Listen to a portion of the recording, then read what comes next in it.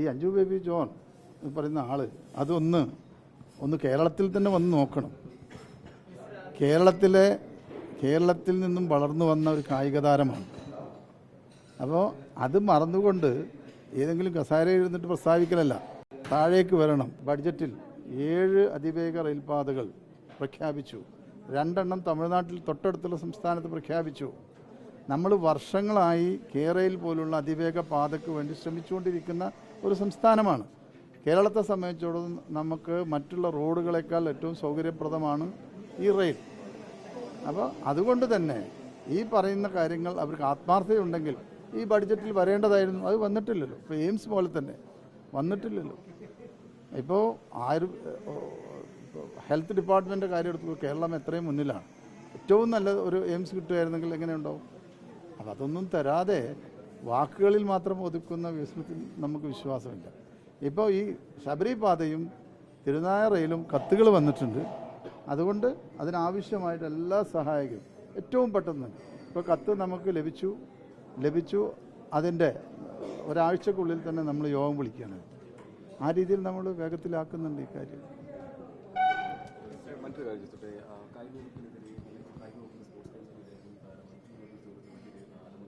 എന്താ പറയുക?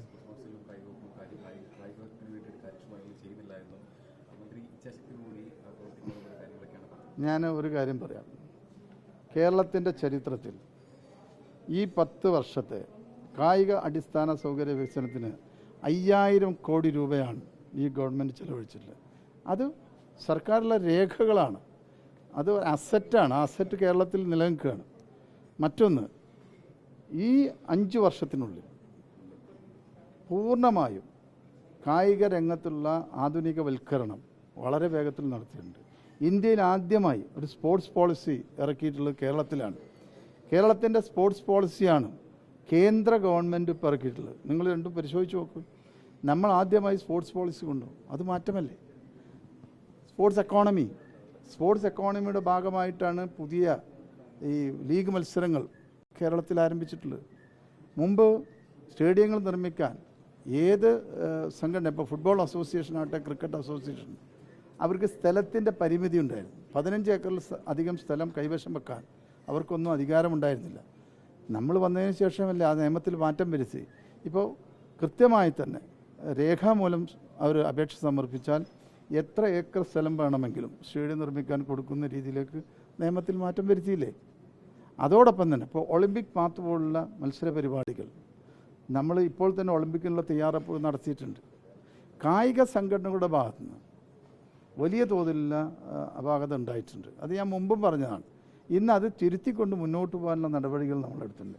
അഞ്ജു ബേബിജിനെ പോലുള്ള ആളുകൾ കാര്യങ്ങൾ മനസ്സിലാക്കാതെ പറയാം. കേരളത്തിലെ കായികരംഗം ഏറ്റവും നല്ല രീതിയിൽ ശോഭിക്കുന്നൊരു കാലഘട്ടം കൂടിയാണ്. ഇപ്പോൾ നമ്മുടെ ജീവിരാജ് അടക്കമുള്ള വിദ്യാലയങ്ങൾ നോക്കും. വരാൻ പോകുന്ന ഒളിമ്പിക്സിന് 6 താരങ്ങൾ ജീവിരാജിൽ നിന്ന് ഉണ്ടാവുമെന്നുള്ള ഉറപ്പുള്ളൊരു മന്ത്രി കൂടിയാണ് ഞാൻ. നോക്കൂ, മുമ്പ് മേജർ ചാമ്പ്യൻഷിപ്പുകൾ പറഞ്ഞല്ലോ നിങ്ങൾ. 2 സിന്തറ്റിക് ട്രാക്കായിരുന്നു കേരളത്തിലുണ്ടായിരുന്നത്. ഇന്ന് 30 എണ്ണമുണ്ട്. ചെറുതും വലുതുമായിട്ടുള്ള 269 സ്റ്റേഡിയങ്ങൾ നമ്മൾ പണിതിട്ടുണ്ട്. എല്ലാ ജില്ലാ സ്ഥാനങ്ങളിലും വലിയ കായിക സമുച്ചയങ്ങൾ, ഇൻഡോർ സ്റ്റേഡിയങ്ങൾ ഇപ്പോൾ നമ്മൾ പണിതല്ലോ.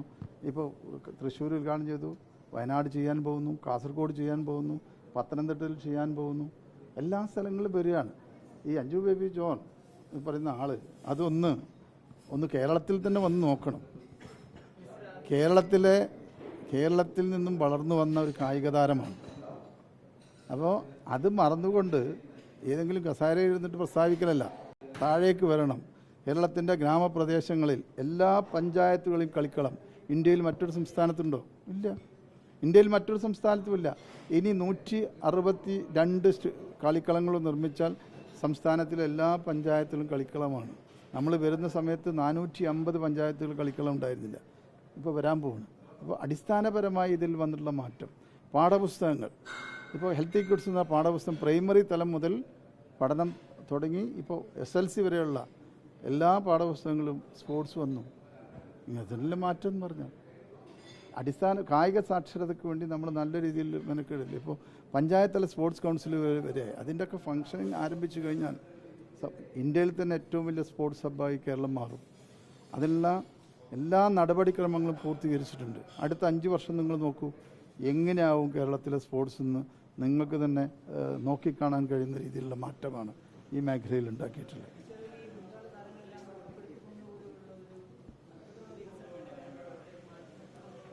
നോക്കൂ, അവിടെയാണ് നിങ്ങൾക്ക് അബദ്ധം പറ്റുന്നത്.